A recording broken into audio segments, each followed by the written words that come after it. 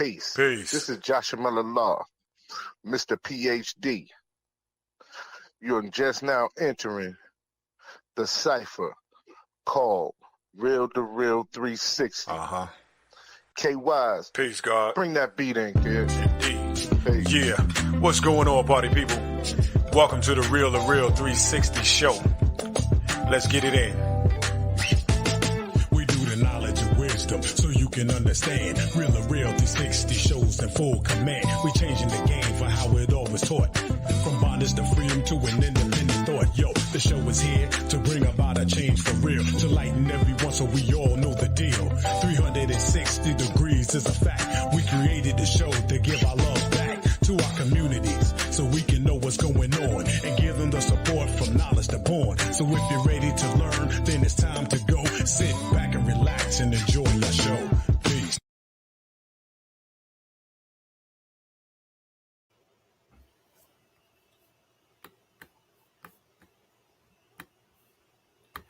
Peace and blessings. What's good, party people? Peace to Allah's 5% nation, the gods on earth, to all the human families on the planet Earth. I bid you love. This is DJ K-Wise, a.k.a. Kato, the Black Superhero. Welcome to you, too. Another exciting episode for the real2reel360. But look no further. Let's just get right into it because time is time. So we're going to do this right here and right in exact. I'm going to bring on my co-host with the most, none other than my brother in God, the one and only Joshua Miller Law, a.k.a. Mr. PhD. Peace, Lord. Peace, peace, peace, peace to all the 5% nation, nation of gods and earths. Peace to all our followers and listeners. Make sure that you like and subscribe on that YouTube. Hit that button so you can get all notifications for all interviews that are coming up. But today is a personal favorite for me today because this young man that I met 4 years ago became like my baby brother, you know. So when you bring someone on that you have a lot of love for, you have a lot of care for, you know, we talk on a regular basis, and I've watched his growth within 4 years. Me and him both, you know what I'm saying, started out in DC government together, and it was wild because in a room full of 10, 15 individuals, he was the only person I would speak to. We would sit next to each other every day. He was the only one I would speak to. But this young man he's an entrepreneur, he's a child advocate, he's a mental health specialist.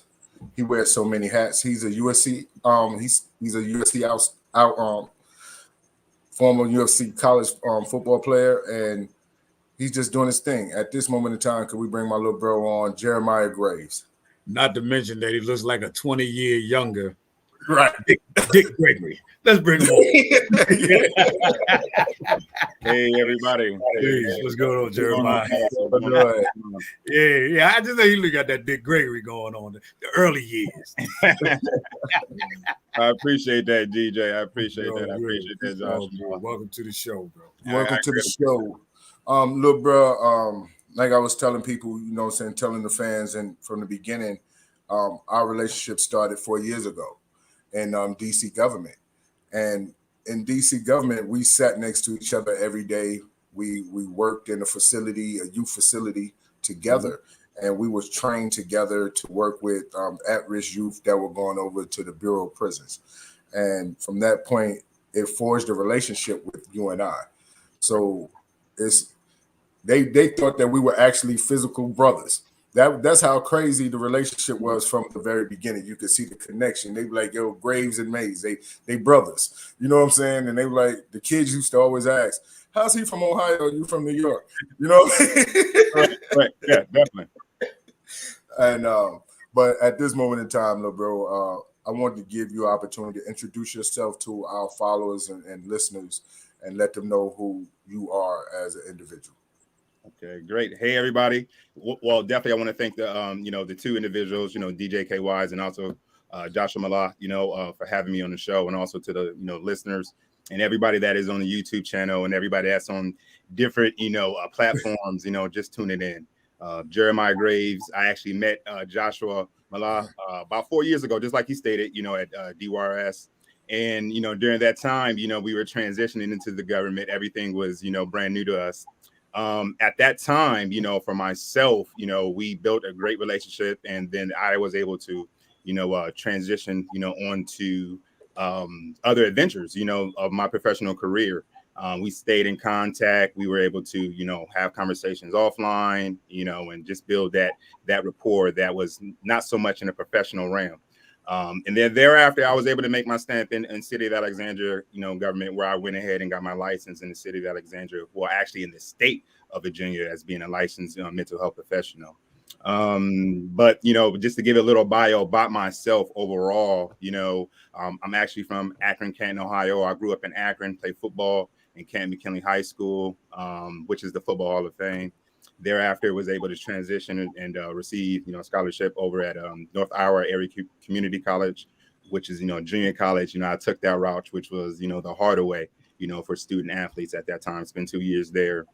Thereafter, I was able to go out to University of Southern California and play for Pete Carroll, Rose Bowls, all that other great stuff, great memories. And I was able to finish up, at the great Albany State University, HBCU down there, and, had a great time. So, and that's what, propelled me to come to the DMV. My brother, Airman Graves, Robert Micah Graves, was stationed here in the DMV. So, I didn't want to go back to the Midwest. It wasn't a great opportunity far as employment. At that time, I was actually entertaining I had teams entertaining me far as, working out, private workouts, with NFL and all the other great stuff. But as that dwindled, I was like, hey, let me go ahead and put my degree to use. Started off in case management and was able to get into the housing sector as well, too. And, Joshua, we actually spoke about that a little bit as well. I was at a nonprofit in Southeast DC where I was teaching, families underneath the family property guideline on how to purchase homes. So at that time, that actually opened my horizon based on, finances, within the community. And we'll touch on that in a few. But and then I had this great passion of working with youth, and that's what transitioned me at DYRS, and that's how I met you. We've been rocking and rolling ever since. I have some new things that I'm actually working on, but I'll let you guys, handle the segment, and we'll get that, right, DJ? Absolutely, man. Right. But the question I was asking was during your journey, like you said, you went the JUCO route. We're going to start from the very beginning. You went the JUCO route, and Correct. Going the JUCO route, did that teach you lessons about earning your way through, or how did that feel like transitioning from going from JUCO to the big time with USC to even step into the HBCU? Definitely. The junior college, route.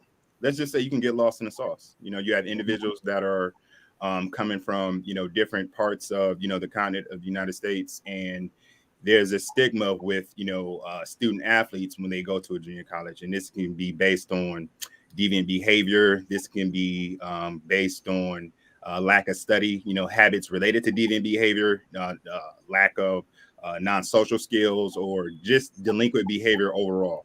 And not being coachable. So I didn't want to get into that aspect. I had great parents. My mother, raised in the church. My stepfather, came into my life. He's former military.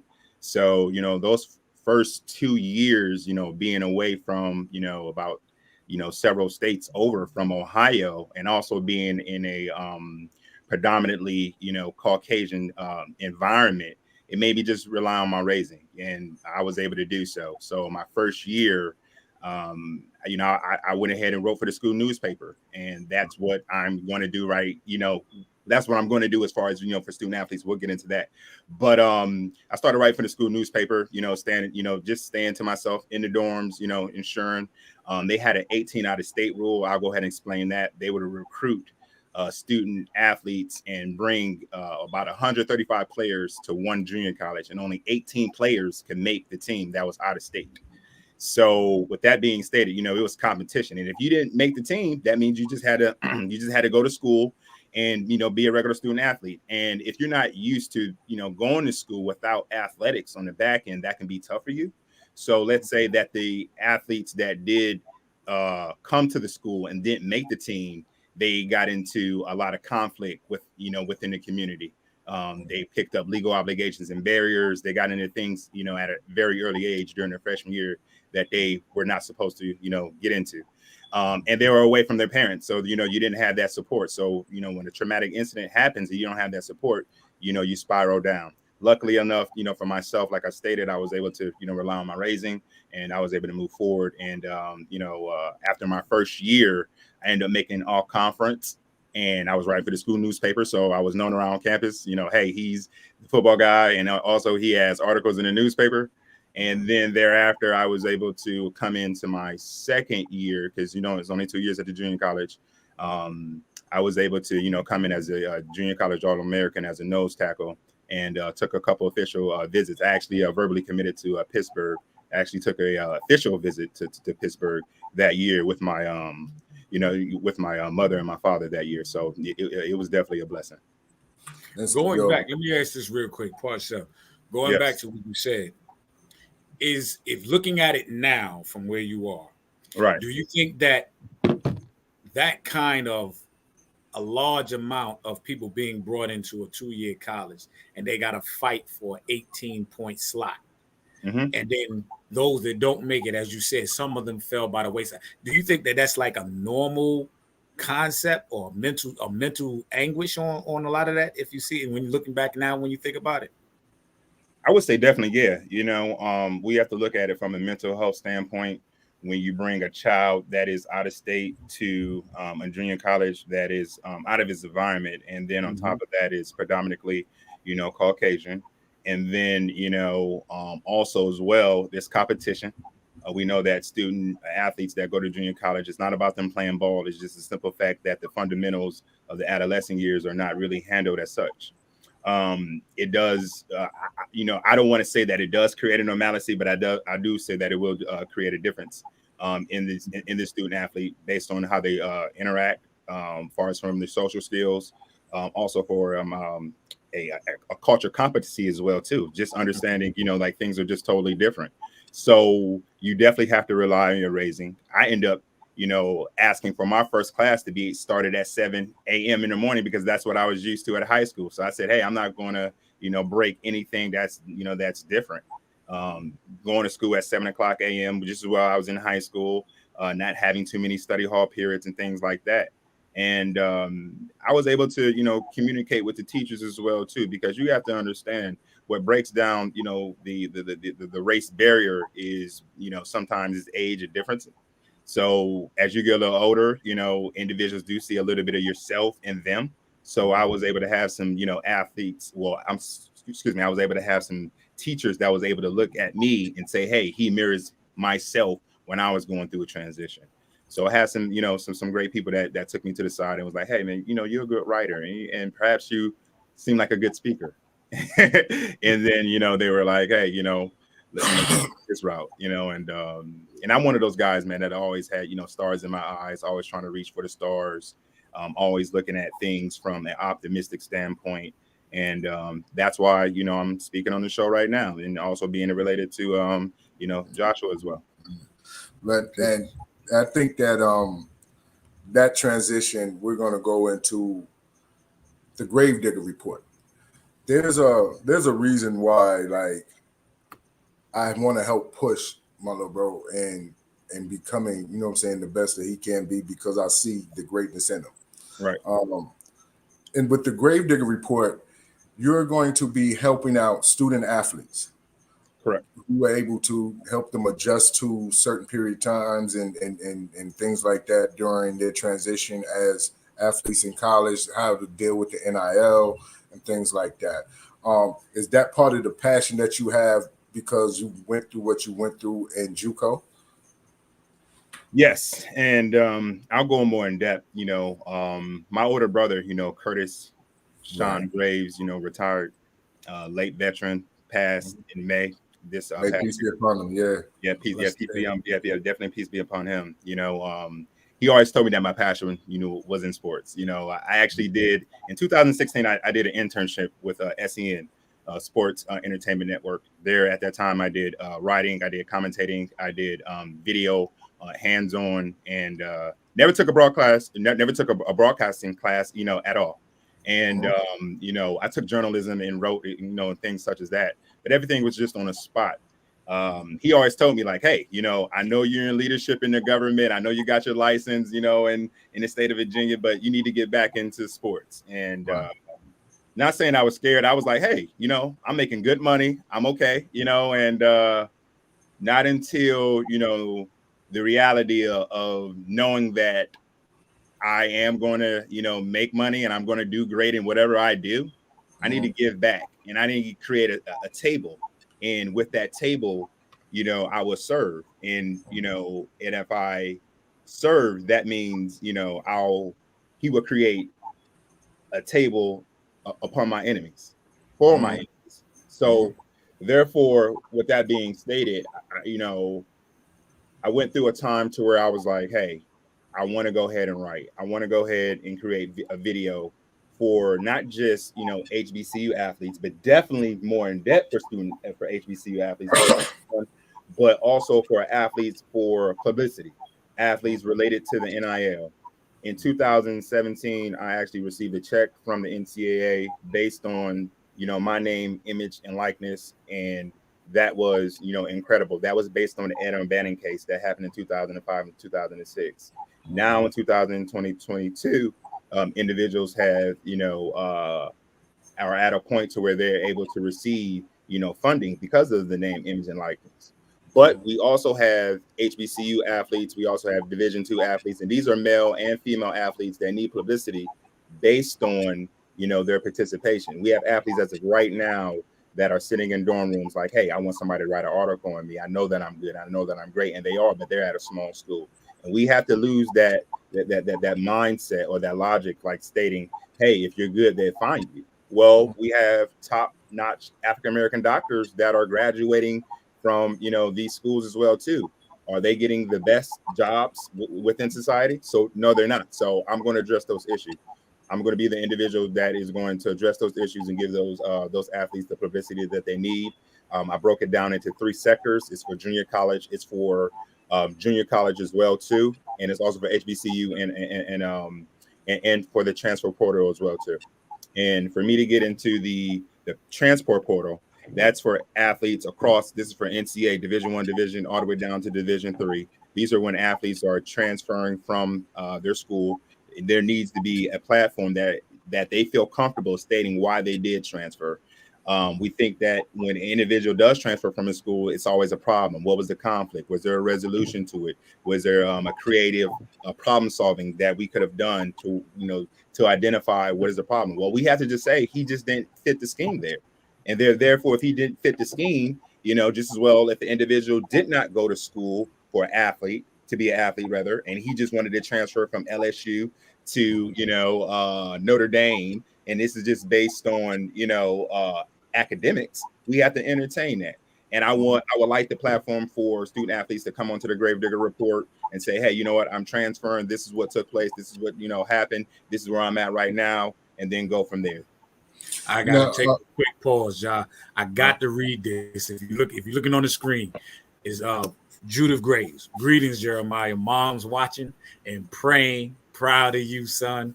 Shout out to the brothers for inviting you to be on their show. I had to put that out there. That's beautiful right there. Well, definitely. We gotta also shout out Trenton, little bro, But the reality is, how much will the NIL helps a lot of these student athletes? Because we know that a lot of the student athletes are coming from areas which their lack of income or finances. So how much would the NIL help them moving forward and help them with their family?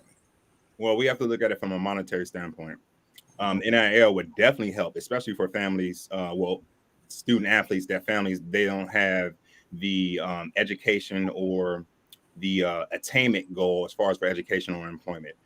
You look at it to where health workers or individuals such as us at one point, where we were working in the legal system, as being probation officers, we make good money in the DMV. However, if you transition that into Ohio or Georgia or Texas, those incomes are not the same. So one thing that is very special about the NIL related to the athlete is that you're able to have athletes that are able to circumvent finances from community-based organizations and also from, mom and pop stores.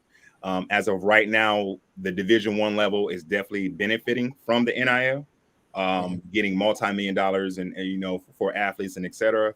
But with the Gravedigger report, and you heard it first here on your show, we're going to go ahead and change that to where we have HBCUs and also junior colleges and also individuals who are transitioning to other schools receive NIL deals too for their local community incentives as well.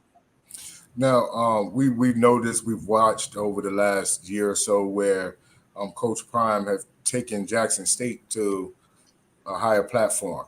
Correct. And he has put a spotlight on HBCU schools.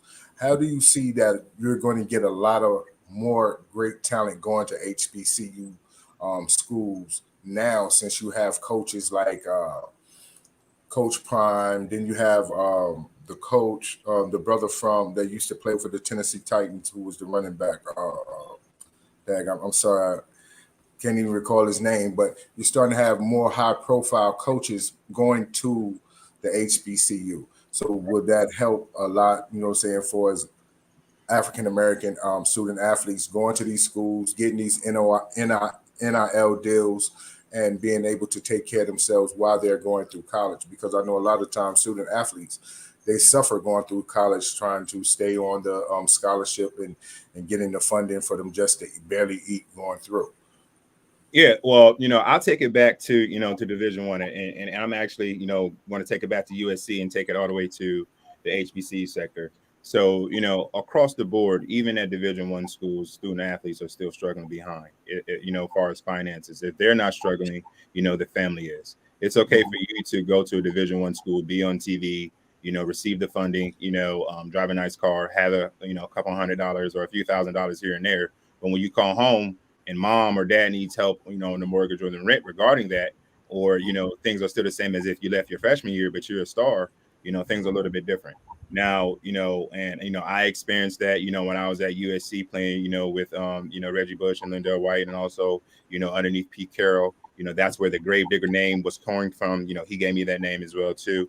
But transitioning to the HBCU sector, I would definitely say, that would help, and benefit. But what is taking place as of right now, for HBCU athletes, HBCU athletes always been great. They always had outstanding players. Now, did they always have, frontline scouts, knocking down their door, being at practice on a regular Tuesday, or going to, regular, spring practices, or just showing up for strength and conditioning?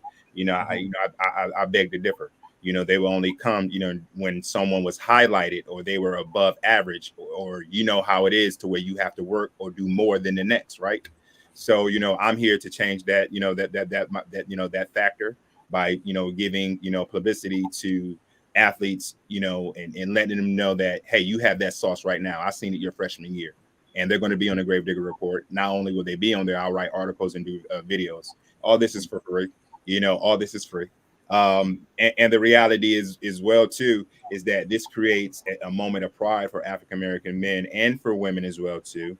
And hey, someone reached out to me, someone seen me. We all know how that feels when you're a sophomore, you're a freshman, at a college, you're working your tail off, whether it's in the classroom or whether it's on the field. And for someone to reach out to you that has a platform that is successful, such as us, that gives them, a flashlight in the tunnel that says, you know what, I'm gonna do a little bit more. You know what, I'm gonna study a little bit more. And what that does, and it's not about going to the NFL, but what that does, it gives a sense of pride. And that's what we need to, rebuild and keep providing within our communities with, and schools. Brother Jeremiah, I just want to say this right now because it's touching me. And I got to give you such high salute for everything that you're doing, because it's very rare, and it's a major importance that we have brothers and or sisters like yourselves that see a bigger picture than just a small lane view. So I would like to take the time at this moment, and I'm sure my brothers in agreement, that everything that you're doing, whether it be with the athletic and or the people who is in the HBCUs that are doing well for academics within doctors, nurses, or whatever fields, engineers. And if they need a voice or a platform to expose them, to try to get them into a higher learning or get them into a higher position once they graduate, Yes. bring them aboard the show, and we will promote that as well, because it's very important that we reach out to our people in our community, because this is what we about. I'm giving you your props, bro. Your flowers is right now blooming, and I applaud you.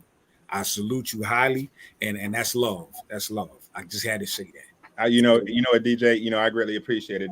My whole mindset is that, I'm not trying to have a seat at the table.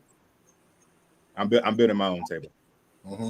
I'm not going to have a seat at the table. I'm building my own table. And if I stay true to this table, people will listen, and I'm okay for the people to listen, and people will hear. And I already took it to the next step, to where I already have looked at athletes, from, Delaware State, Alcorn State, also, Prairie View. There's some junior college players that I've seen as well, too, that I have actually personally recruited.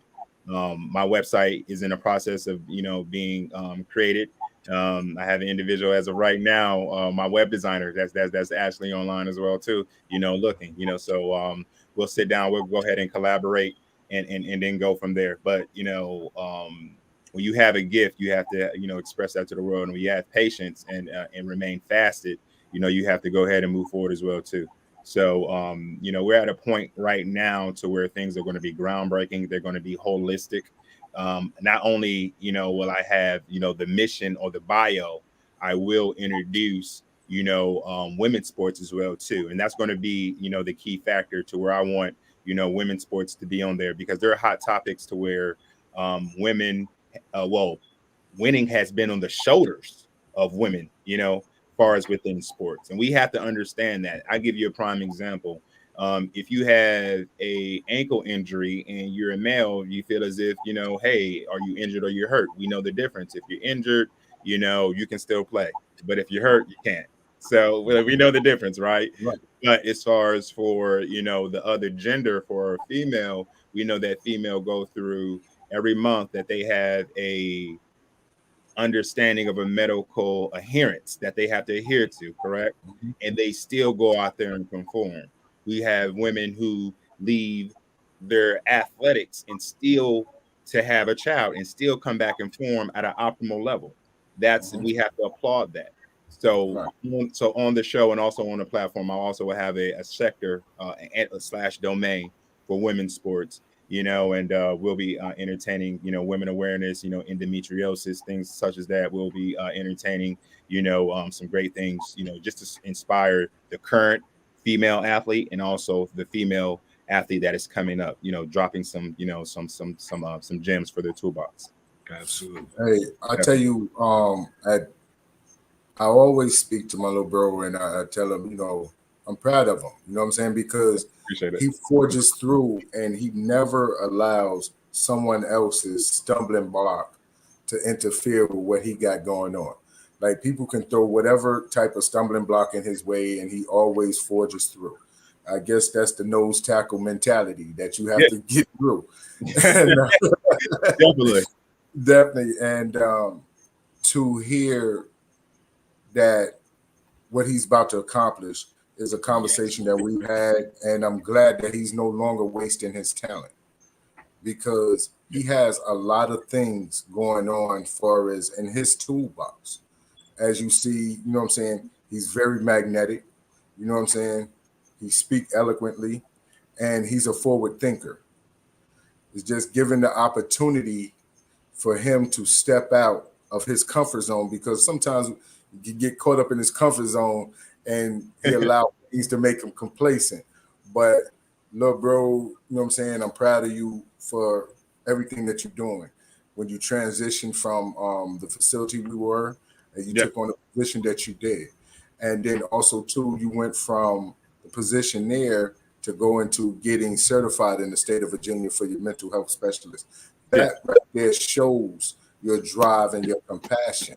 So, like Kay said, you know what I'm saying, I want to salute you and let you know off the muscle. I've been wanting to have you on my show. I've been wanting to have you on this show because I wanted to highlight you. Because I appreciate it. Being that that will put a fire behind you because I know what you have inside you. So a lot of times we don't know what it is that's in his DNA. A lot of times we don't see what we have, or we don't know our abilities. You know what I'm saying, even though we were born with them, but someone can see it inside you. And from day one, it was like magnetic, whereas we were attracted and we was connected. And I saw something in you that spoke volumes. You know what I'm saying? The way you carry yourself, the way you address certain issues, just the whole dynamic of, you know what I'm saying, Jeremiah Graves as being who you are. So I wanted to take that time to say that, but also too, I want to speak to some of your entrepreneurial skills. You know what I'm saying? Like a lot of things, a lot of people don't realize you have businesses. You know what I'm saying? A business of your own, and also too, you're a father, you're a husband. You know what I'm saying? And you're a great brother. You know what I'm saying? I want to, you know what I mean, salute your family because you can see just from the show your family support. You know what I'm saying? That they have. And mom is right behind you, brother's right behind you, family is right behind you, the community. And that says that you have left a mark inside your community. And there's nothing fake, fraudulent about that. And I wanted to thank you for that. You know what I mean? Even with me, you helped me grow and understand some things in DC government that I didn't understand coming through. Yeah. Definitely. Going up the the pole in DC government. Just when I first started off, we was there and was able to move up to leadership and management and transpire out to the city of Alexandria. Two of the government jobs. It's definitely been an experience. I'm at a point now, DJ and too, Joshua, that where I would say that I reached the pinnacle within the professional, administrative world, as far as, the government. I reached the pinnacle as far as for me. Everyone has their own passion or development or what they want to have done. But, for myself, I know that I've actually reached that. And, financially, I'm good, but I was not, the happiest. And I knew that that was not my passion. And the reality is that, on late nights, while I was doing, mental health, evaluations, out in the city of Alexandria with some really great pro workers. And I would speak to my brother, intermittently, my late brother. And also I would speak to my middle brother as well, too. Hats off to him. He actually retires. He's E9 in the Air Force. I want to clap it up for Robert Micah Graves, who retires, next month. And he's only 41. The highest rank in the Air Force. So leadership is in my blood. That's just the reality. So I don't take no for an answer. This is what you see. I'm the same person that walked down the steps. But going back, I would speak to my brother, during my shift, and we will always just, speak about sports. That's the main thing that we would do, just speak about sports. We just go in and go over and over. And he used to say, you know what, you really need to be, doing something with sports, Jeremiah. You really need to be doing something with sports. So I took it upon myself, during COVID, while I had my staff and they were, do their job, and I would, sit back and play, in Excel spreadsheet. I'm not a numbers guy, but I'm a numbers guy, and I would, reach out to, certain individuals, Mr. Randy Mims and which is, LeBron James' agent. And, he responded back and I was like, oh, look at this, and, now, when I go forth, I know he's able to, see something that, I was able to build and, cultivate and format and develop, and have something of some, a substance, that's foundation, that's gift, from my passion. So, here we are now, and I'm on the show. So, I thank you guys. One thing that I wanted to say about the website that's going to be built, that's going to be beneficial. Have a section. I came up with the whole platform, the mission, and my web designer is going to give life and give birth to it. There's one section that that touched me the most. Is a section that's called the harder way. This is a section where this is for athletes, student athletes that are continuously going unnoticed, and we know that they should be noticed. And I'm going to go ahead and give them their flowers at that at that week, which will be player of the week, the harder way. There'll be an article, there'll be a video on this individual as well too, whether it's male or female. And they will be able to relish their thoughts about their community, what's taking place in their life, how they perhaps at that time getting ready for becoming a professional athlete, or just, hey, this is when I'm entertaining, and this is when I graduate, and this is what I tend to do with my career. So I think that's very important as well too, that we provide that type of platform and substance. Now, with the student athletes from the HBCU, I know that speaking with them will help motivate them, but also too, I want to speak to what motivated you. You talked about the conversation you had with your late brother, and we've had that conversation, saying after the fact, and I want to take the time out and say thank you to him. You know what I'm saying? Because he helped put you in a place where you're supposed to be. And sometimes, we go through adversity just so we can get where we need to be. And I can see, like, when you speak about doing what you're doing and dedicating the Gravedigger Report to him, you know what I'm saying, lights up. You know what I'm saying? Your face lights up. Yeah. Because I know it would be therapeutic for you. And also, too, I know for a fact that you being an athlete, that you never lose that. You never lose that drive, that push. Because when you're an athlete, it's just something about, you know what I'm saying, you just never lose that. So to help other individuals, I know that that's going to be a great thing. But also, too, I want to speak to your internship. During your internship, how comfortable was it being the man on the mic, doing the journalist and things like that?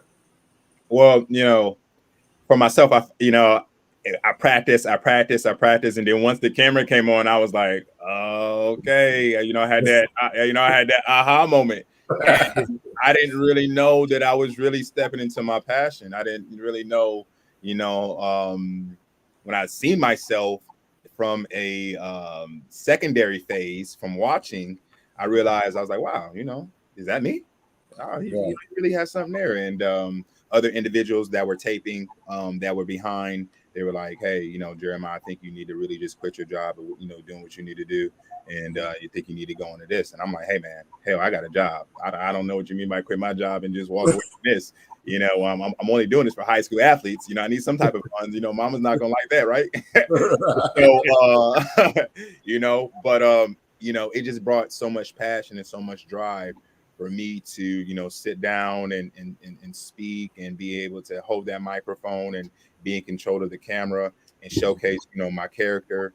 And also the individuals that I was speaking about was able to, say, you know what, Jeremiah, you definitely got it right. Or like, hey, you think I'm really going to be a tight end when I get to, college? I'm like, hey, you weigh 205 right now. You're only, a senior and you're paying wide receiver. I don't want you on the diet. But when you get there, you don't have a young kid be on the diet. Next thing I know, he goes to University of Miami, tight end. I said it in high school. I'll give you another example. I was recruiting a young kid, over in Southeast DC by the name of Jalen Twyman. I sat down and did an article on him. I just knew that he had the sauce. I knew that he had, everything, all the attributes, all the tools. I knew he had it. Individuals were saying that he was a little short, he ended up, giving a verbal recruit to a commitment rather to University of Pittsburgh. Within his first 2 years, he goes to University of Pittsburgh. Then after that, they gave him Aaron Donald's number. Thereafter that, he's the best defensive lineman, coming out of the draft last year during COVID. So shout out to Jalen Twyman. He's one of the good kids. He actually plays for the Minnesota Vikings right now.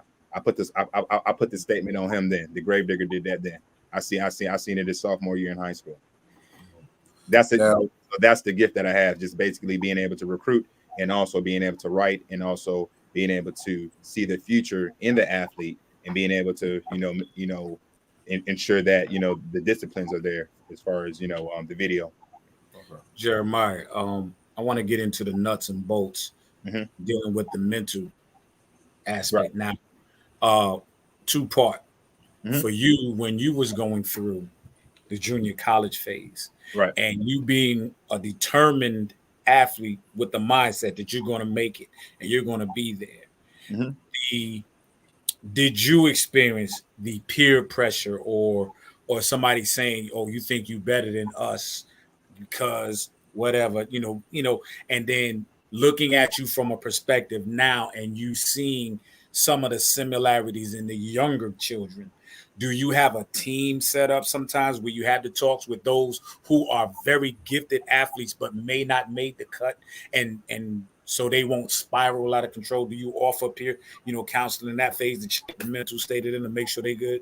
Oh yeah, because nowadays, you have you got a lot of prima donnas right now. So you got a lot of prima donnas, and you got a lot of athletes, to where it's swag. If they're not swagged up from their attitude or their character, they swagged up from their mouth. If they're not from their mouth or their character, they swagged up with the clothes, Right. that they wear. Wearing wristbands on their necks and showing their abs and things like that, but can't get in the stance. Or hopping in and out of drills, not realizing that the camera is watching them everywhere they go because we tape and practice. I pick up on that. But just in general, for myself, I did have pressure. Going to a junior college. Like I said, I was raised in Akron, Ohio, and our family, we moved to Canton, Ohio, and that was just to play football. And at that time, I didn't even know how to put on, a uniform or lace my cleats up. I didn't play football until I got to high school and really didn't play until my sophomore year. So my mother wouldn't allow me to play when I was in little league football. So when I was younger, I was always bigger than everyone. That was a lot of pressure. Also too, I was one of those individuals that had to really, study to show myself approval while I was in the classroom. So in high school, it's totally different once you get to college. I give you an example that, hey, I was one of those guys to where if you gave me an assignment on Monday, I'll have it done by Wednesday and I'll be able to understand it as well too. It was a little bit too much while I was in high school when I had math every day. I had English every day. So, all I needed to do was have time management when I went to college. So therefore, that's when I started, really blossoming, at my peak. That was pressure. So the classroom growing up. But as far as just being an athlete, you're going to have, that you have to carry some type of chip on your shoulder. Me being a D lineman, anybody that knows D lineman, we cool, but we not really that cool. So, Right. it's one of those things. I'm not a wide receiver or defensive back. I'm always, I'm not going to always be in a newspaper and things like that. I'm a big guy, Uh-huh. and it's one of those things that comes with the mentality of being a big guy. It's kind of like, hey, I'm going to talk quietly, but I'm going to carry a big stick. And I'm not the type of person that you want to be in a room with when things go down. However, let's just be friends and let's stay on this level and remain respectful. And allow me to help you out at any time that you needed to be helped with, whether it's school, whether it's hey, you need a jump on your car or things such as that. But I really think coming from a junior college allow me to understand the importance of the education factor. I went to the junior college because of the education piece. It was not because of discipline. It was not because of not being coachable. It wasn't because I could not play good. Like I told you, I didn't play high school football until my sophomore year, and by my senior year, I was the best in the state. I was one of, in my position, and and then when I went to my junior college, my coach ended up informing me at that time, like, hey, Graves, you come here, you can write your ticket, but you got to get your grades. So I said, I'm definitely going to go to class at 7 a.m. and then I'm going to be locked in for these 2 years. So for me to go to USC at that time with my grades, I could have went to any Ivy League school. We have to remember that USC is private. USC just doesn't accept anyone, especially not at that time. And I had to ensure that my grades were, were up to par. So I wouldn't take anything back. It was great. Now, I wanted to ask, like, did you ever think about going into like college recruiting or coaching? Um, because you do have an eye for talent and you do have a passion for the sport. I thought about it. As far as for the coaching, I thought that would be a little bit too easy for me. I'm one of those individuals that I'm driving home, you know, in my suit, and hell, I'll stop at the park and just help a kid out while a coach is practicing. Like, hey, that's not the right stance. I watch the games with it on mute because it feels like I'm in the film room. I'm not a fan at all. I haven't been a fan. Last year, when I went down to a HBC homecoming, was my first time seeing halftime. So, you know, like really participating and seeing halftime. Like, wow, this is what they really do. As far as for coaching, I just thought that would be the easy route for myself. I know for myself that I have so many skills and so many, you know, great things that I'd be able to contribute to the other side, which is the player, you know, player option or player operations rather, you know, and that and you know, in that factor. We know that college sports are changing right now, so therefore, you know, I'm changing with it, and I'm breaking through with the Gravedigger report, and it's going to make its way. Watch. Oh, definitely so. With that being said, it's like, did you ever think about your major being in sports management? Because, like I said, you have that drive and that push where you can make things happen for someone else. See, sometimes we are vehicles for other individuals' success. Exactly. Yeah. Exactly. And when with the Gravedigger report, from like the conversations that we have offline, you're the bridge for kids to come from neighborhoods that we grew up in that were poor and things like that, and to helping them get to the next level. So have you ever thought about, you know what I'm saying, dealing with sports management?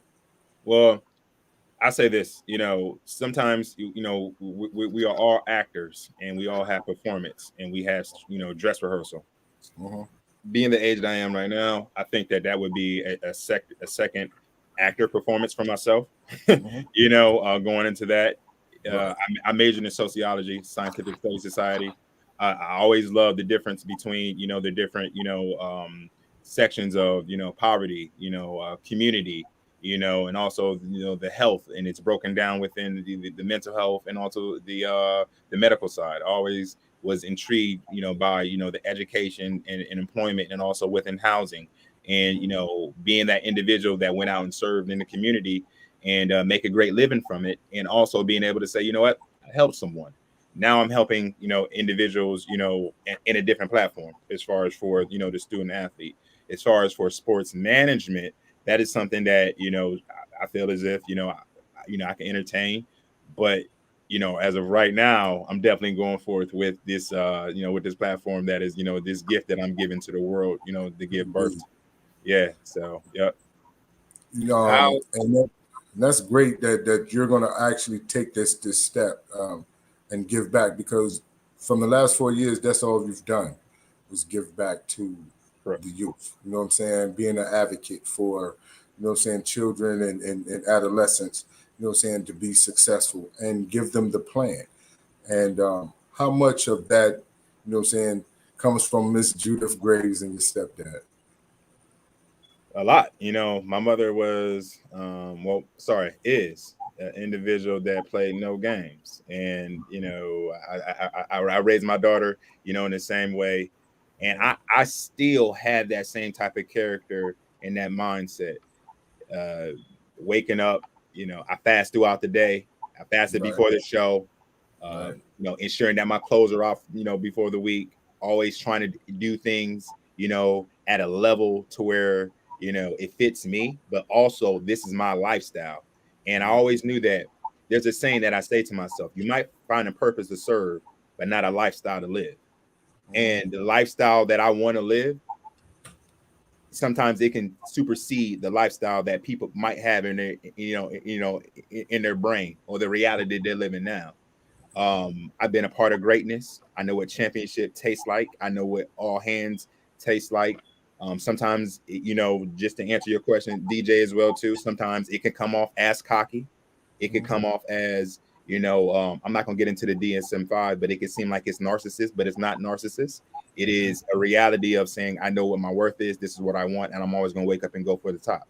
Now, going for the top, you might separate from individuals that don't want the top. That is just the reality, and it's okay if you do not want the top. You know, That's that is what, okay. That is okay. And that goes from athletes, that goes for that goes for youth, that goes for, you know, your car you drive, or the things that you take care of, or how you go about, you know, your life. I always wanted to do things at a, you know, at a high level, and I, you know, wouldn't separate myself from the pack. Like you said, DJ, do I take those athletes away and separate them? Like, no. How about you step up and be a leader for the pack? And then what that does, that creates a revolving door so other leaders can become leaders within the team. And then, hell, we are all leaders, and that's called what? A championship team. So I give you one sample of what I've learned, you know, when I was at USC, and also when I was at, you know, the great Albany State University as well too. We had this this practice. It was called Competition Tuesday. Competition Tuesday is where you would go against the best, and you would be judged by your peers.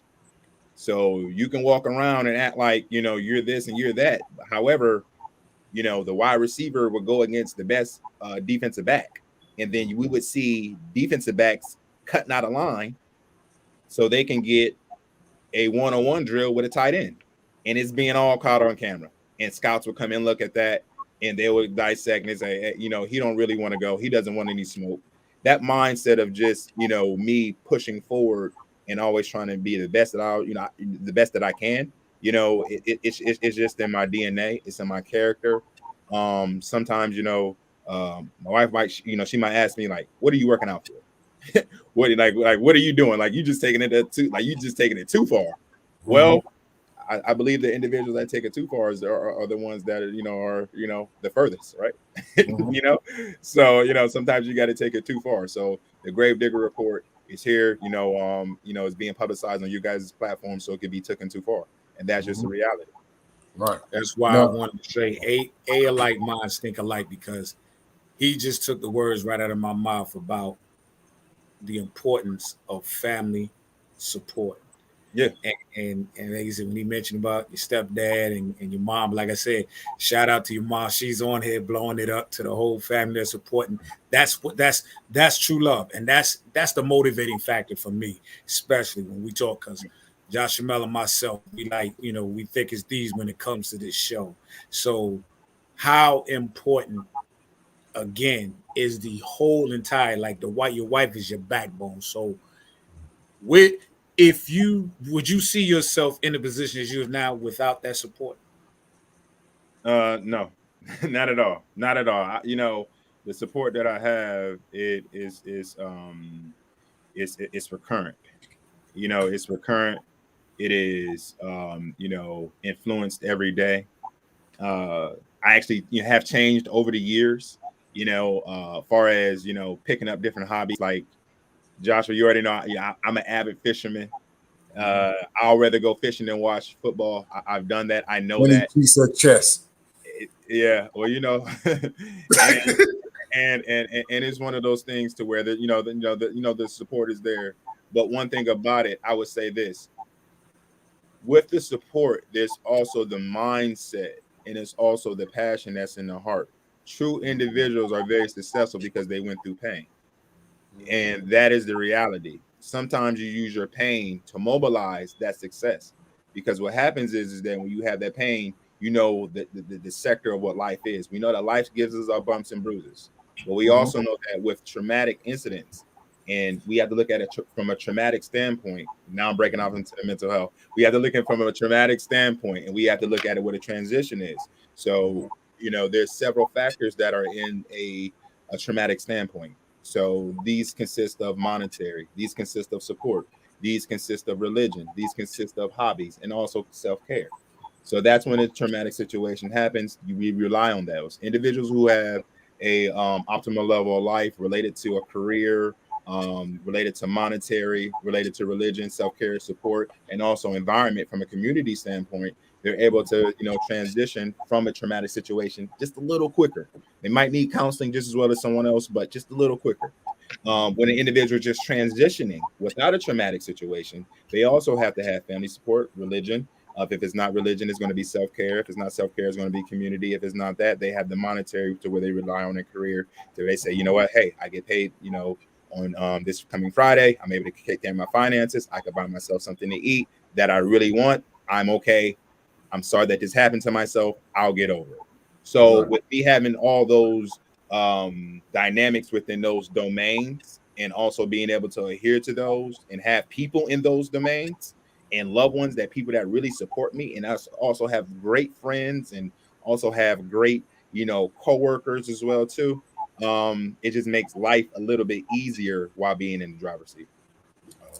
I tell you, this part of the show is the part of the show that I hate the most, because we're coming to the end, and to sit here with my little brother, man, you got to understand, like 4 years ago, I got a brother. You know what I mean?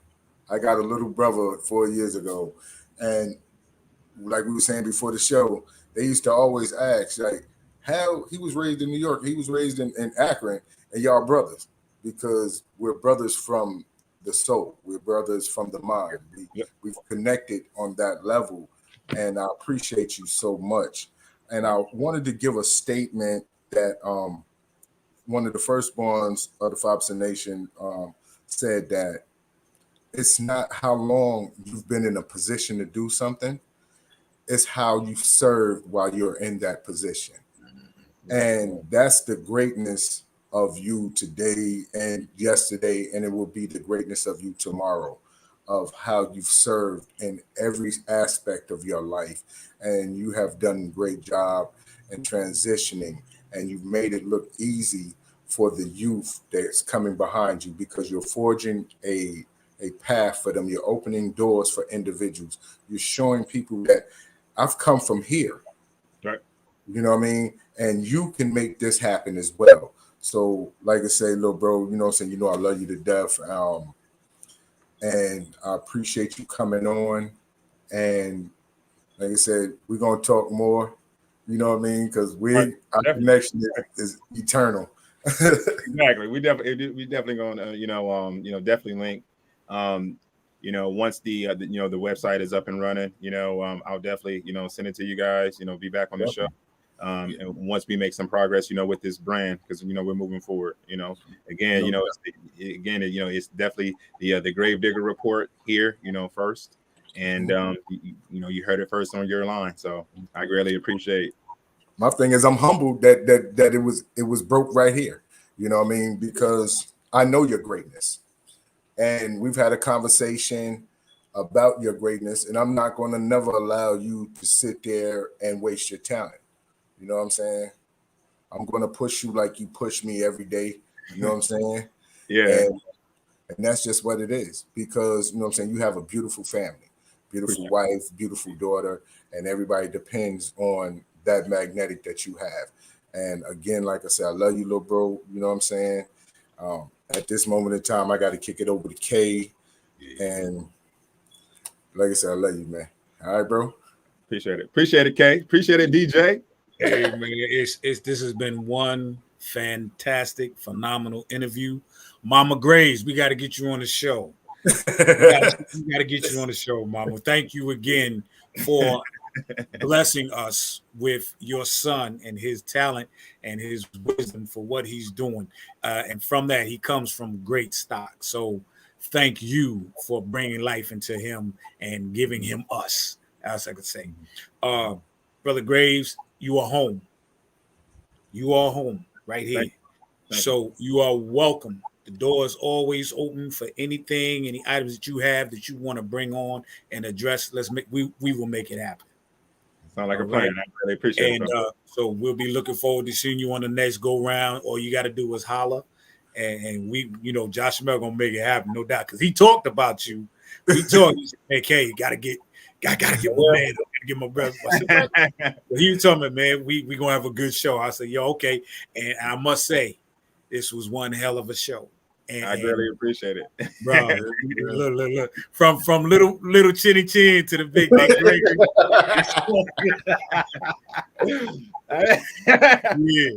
Yeah. But again, thank you, my brother, and much love to you. Again, high salute for you and your program, and I know it will be successful. It is successful already because it's embedded in your mind, and you're bringing it forth to fruition, and that's the main thing. So you have our support. Whatever you need from us, if we can do it at the time, let us know, and we'll be glad to assist. Great, right? Thank you. Yeah, absolutely. So Hey, I'm just stay behind, but for 2 minutes though. Jeremiah, just stay behind for 2 minutes after the show. We'll do. All right. Yep. Ladies and gentlemen, thank you again for tuning in with Josh Shamel Allah, aka Mr. PhD, and DJ KYs, aka Kato the Black Superhero, on the Real 360 show. We hope you enjoyed this episode as much as we have. I'm telling you, it's a blessing to be amongst great company. And I always will shine that, for we are who we are and we cannot be touched. All right. We will see you when we see you. Ja, who we got coming up next? GQ, baby. Those who like GQ, who grew up on GQ. We got the drummer for GQ. We're gonna have him coming up on the 8th, and it's gonna be a magnetic show. Also, Mama Grace, we've had one of your favorite groups on at one point in time. We talking about Barcade? Was it the Barcade? No, it's the Whispers. You know, you got Whispers. Yeah. Oh yeah. We definitely had the Whispers. Yeah. We had the Whispers on. Yeah. I was able to catch that, so that was a good show. Yeah, it was. It was fantastic. All right, y'all. We're gonna beat feet and move to the beat. I'm gonna pull my brother and my host in the background, and we just gonna smooth on out of here like this. And once again, we love everybody. Oh, wait a minute. Before I go, Josh Shamel, I just want to give a special shout out.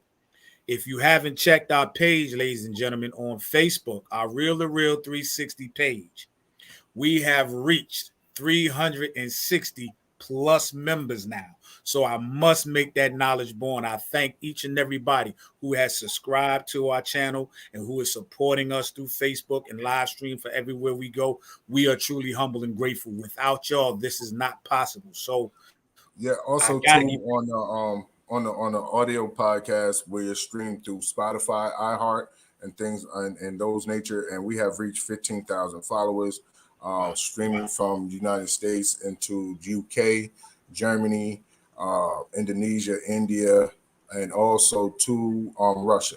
So you know what I'm saying? Just keep in South Africa. How can I forget South Africa? Absolutely. You know what I mean? How can I forget South Africa? You know. So thank you all, and make sure that you follow my little bro on, you know what I'm saying, the Gravedigger Report, and make sure that you like and you subscribe, and you make sure that you support him on everything that he does, because it's going to be magnificent. Thank you. Oh, did we give him a shout out? Did you give your to where everybody can get in touch with you, or how they can contact you if they want to help and donate with you? Yeah, definitely. As of right now, I'm on Instagram, Instagram, IG. You can definitely follow me on the Gravedigger Report at gmail.com. And also, you can also follow me on Instagram as of right now at the Gravedigger Report, the Gravedigger _report. Yes, that's it. Make sure that you go in there and follow my little brother. Yep. Follow my little brother, man. Thank you, Mama Grace, for subscribing. We love you. Thank you. High salute to you, Queen. Beautiful. All right, ladies and gentlemen, again, now we going back. Let's bring out the outro so we can go. We love y'all. We'll see you when we see you. This is the Real 360.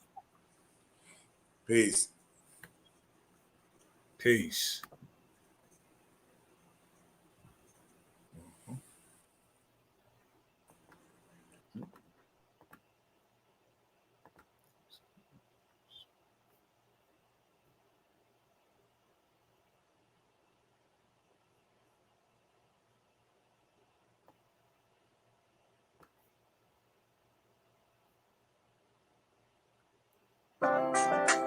Yo, ladies and gentlemen, we starting to come to the end of the show. Right now, I want to take the time out and thank our guests for coming on. Also, too, we want to make sure that y'all listening and subscribing, and tell a friend, and keep sharing, because we're going to keep bringing y'all the real content. You know what I mean? So, DJ KY, my brother, take us up out of here, son. Peace. I want to give a big shout out to the nation of gods and earth, to all the human families on the planet Earth. I say peace. But to our subscribers, those who continue to watch and listen to the show each and every time we come on, I give a big shout out of love, peace, and happiness. To be the man, woman, and child of the universe. It's time for us to disperse. We bring the best, not the worst. We thank you once again for tuning in to the real 360. Bring a friend to hit that like and subscribe so we continue to grow to bring more knowledge and wisdom to you upon our show. You make it possible for us to do what